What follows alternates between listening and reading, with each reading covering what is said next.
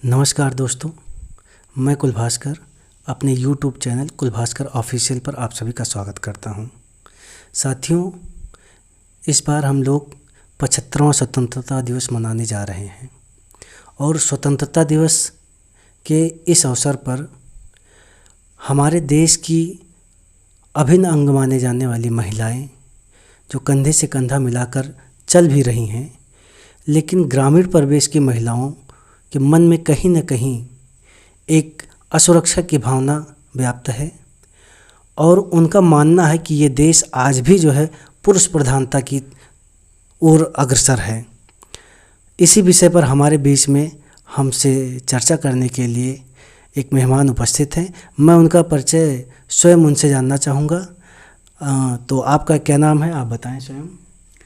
मेरा नाम उमंग है। मैं कक्षा 10 की छात्रा हूँ। तो उमंग कक्षा 10 की छात्रा हैं और ग्रामीण परिवेश से आती हैं। और पहली चीज़ तो आप ग्रामीण परिवेश से हैं और ग्रामीण परिवेश में होने पर अगर आप दलित वर्ग से हैं, वंचित वर्ग से हैं, तो आपके पास एक महिला होने के नाते कैसी चुनौतियां आती हैं, किस तरह से आपको पुरुष प्रधान देश में समस्याएं आती हैं, या पुरुष प्रधान देश होने का जो मतलब है उसको आप किस नज़रिए से देखती हैं, क्या ये सही है? आप इसमें अपनी क्या राय रखती हैं? जी, स्वतंत्रता के बाद महिलाओं की स्थिति में कुछ तो सुधार आया है, लेकिन उतना नहीं आया जितना आना चाहिए था। तो जैसा कि आपने अभी बोला, पुरुष प्रधान समाज का मतलब है समाज में हर कार्यों में पुरुषों की प्रधानता या मुख्यता होना। इस वाक्य का मन में आने पर एक प्रश्न उठता है मन में कि क्यों हम अपने भारत के समाज को पुरुष प्रधान कहते हैं। हमारे भारत का तो एक अपना संविधान भी है, जिस संविधान से हमारे भारत की सारी व्यवस्थाएं चलती हैं। उसी संविधान ने हमें 6 मौलिक अधिकार भी दिए हैं, जिसमें से एक समानता का अधिकार भी है। तो क्यों हम अपने भारत के समाज को पुरुष प्रधान कहते हैं? एक पुरुष इस दुनिया में जन्म लेने से पहले एक औरत के गर्भ में रहता है, एक औरत की नाभि से जुड़ा रहता है। तो जब एक पुरुष जन्म से ही एक महिला से जुड़ा है, तो क्यों हम अपने भारत के समाज को पुरुष प्रधान कहते हैं? बिल्कुल। अगर हमारे देश में अकबर जैसे महान शासक हुए हैं, तो रजिया सुल्तान जैसी महान शासिका भी तो हुई हैं। अगर हमारे भारत में अशोक जैसे वीर पुरुष हुए हैं, तो रानी लक्ष्मीबाई जैसी महान वीरांगना भी तो हुई हैं। अगर हमारे भारत में भारतेंदु हरिश्चंद्र जैसे महान लेखक हुए हैं, तो महादेवी वर्मा जैसी उच्च कोटि की लेखिका भी तो हुई हैं। अगर हमारे भारत में जवाहरलाल नेहरू जैसे प्रधानमंत्री हुए हैं, तो इंदिरा गांधी जैसी महिला प्रधानमंत्री भी तो हुई हैं। अगर हमारे भारत में राजेंद्र प्रसाद जैसे राष्ट्रपति हुए हैं, तो प्रतिभा पाटिल जैसी देश हितैषी राष्ट्रपति भी तो हुई हैं।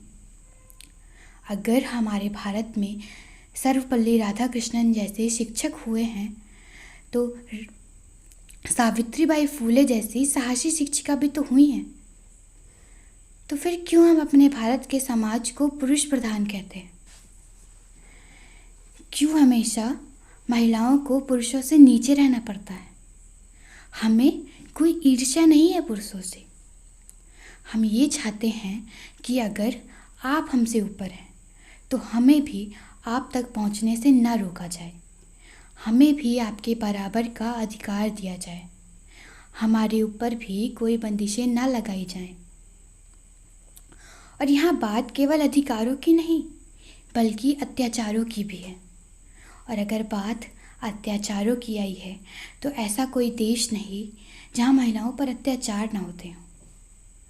कहने को तो लोग भारत को माँ का दर्जा देते हैं, लेकिन वही लोग भारत की महिलाओं के साथ अत्याचार करके अपनी भारत माँ का ही शोषण करते हैं। ये अत्याचार आज से नहीं, बल्कि प्राचीन काल से महिलाएं सहती आ रही हैं। हमने अपनी पौराणिक कथाओं में माँ सीता के बारे में भी पढ़ा है। उसको पढ़ने के बाद हमें ऐसा लगता है कि इन अत्याचारों ने तो सीता माँ को भी नहीं छोड़ा। जिस सीता माँ ने अपने कठिन से कठिन समय में अपने प्रतिव्रता गुण को नहीं छोड़ा, उसी मिथिला की राजकुमारी को अकेले जंगल में छोड़ आया गया। सोचो किस प्रकार उस अकेली माँ ने अपने दोनों बच्चों की परवरिश की होगी। अगर हम वर्तमान में आए तो रोज़ सैकड़ों केस आते हैं भारत में रेप के। सोचो उसमें से कितनी बच्चियों को न्याय मिलता होगा। न्याय तो दूर की बात है, यहाँ समाज में बदनामी के डर से कई केस तो वहीं के वहीं दबा दिए जाते हैं। निर्भया रेप केस के बारे में तो सुना ही होगा आपने। आज 7 साल बाद निर्भया को उसकी माँ की वजह से ही इंसाफ मिल पाया है। लेकिन 7 साल बाद क्यों? उस व्यक्ति को तो निर्भया की ज़िंदगी बर्बाद करने में शायद एक क्षण भी नहीं लगा होगा, तो उसे सज़ा दिलाने में हमें 7 साल क्यों लग गए? अब हम इस पर बात करने बैठेंगे तो शायद ये पूरा दिन भी कम पड़ जाए। लेकिन अगर हमें अपनी स्थिति को समाज में सुधारना है तो हमें जागरूक बनना होगा, अपने साथ साथ दूसरों को भी जागरूक बनाना होगा। हमें शिक्षित बनना होगा, अपनी पीढ़ियों को शिक्षित बनाना होगा, और सबसे ज़रूरी बात, हमें आत्मनिर्भर बनना होगा, अपने पैरों पर खड़ा होना होगा। बाबा साहब डॉक्टर भीमराव अम्बेडकर जी ने कहा है कि मैं किसी समाज की उन्नति को उस समाज की महिलाओं की उन्नति से मापता हूँ। तो हमें बाबा साहब के बताए गए रास्ते को अपनाना होगा। हमें शिक्षित बनना होगा, संगठित रहना होगा और संघर्ष करना होगा। धन्यवाद। जी उमंग, बहुत बहुत धन्यवाद। आपने विस्तृत रूप से महिलाओं के विषय में जो एक सोच बन चुकी है कि पुरुष प्रधान देश में महिलाओं का क्या काम है, या महिलाएं उस अनुसार नहीं चल सकती हैं जिस अनुसार पुरुष आगे बढ़ सकता है। क्योंकि बाबा साहब ने महिलाओं के उत्थान के लिए जो जो कदम उठाए, जो भी आज राजनीतिक आरक्षण प्राप्त है या शिक्षा में आरक्षण प्राप्त है, बाबा साहब के द्वारा दिया गया है। आज भी अगर ग्राम प्रधान का चुनाव होता है और महिला सीट आरक्षित रहती है तो कहीं ना कहीं उस सीट पर पूरी तरह से हस्तक्षेप जो रहता है वो पुरुष पति का ही रहता है। महिलाएं प्रधान उम्मीदवार बन जाती हैं, लेकिन वे अपने मन की या अपने अनुसार प्रशासन नहीं कर पाती हैं या जनता की सेवा नहीं कर पाती हैं। उनके ऊपर कहीं ना कहीं पुरुष जो है प्रधानता के कारण जो है दबाव बना रहता है, और अपनी स्वेच्छा अनुसार ना वो अपने हक को, अपने अधिकारों का प्रयोग नहीं कर पाती हैं। किस क्लास की पढ़ाई चल रही है? जी मैं 10th क्लास में हूँ। जी, बहुत अच्छा है।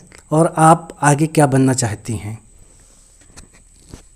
मेरा सपना सिविल सर्विसेज की तरफ जाने का है, अपने समाज को आगे बढ़ाने का है, और मैं उस पर तैयारी कर रही हूँ अभी। बहुत खूब, बहुत खूब। सिविल सर्विसेज की तरफ आपका रुझान है, और सबसे अहम बात जो आपने बताई कि आपकी तैयारी चल रही है। सिविल सर्विसेज की तैयारी के लिए सबसे अहम बात है कि उसकी तैयारी आपको हाई स्कूल से ही शुरू कर देनी रहती है। अर्थात अगर हाई स्कूल का जितना भी कोर्स है उसको समुचित ढंग से अगर आप उसी वर्ष जो है कंप्लीट करके रखती हैं, 12th का जो कोर्स है उसको 12th के समय काल में कंप्लीट करके रखती हैं, तो कहीं ना कहीं ये सिविल सर्विसेज की तैयारी में ही सहायक बनता है। आपसे बात करके मुझे बहुत अच्छा लगा, और आप अन्य लोगों को भी प्रेरित कर रही हैं। बहुत बहुत साधुवाद। पुनः नए विषय के साथ हम हाजिर होंगे। तब तक के लिए जय भीम, जय भारत, जय संविधान।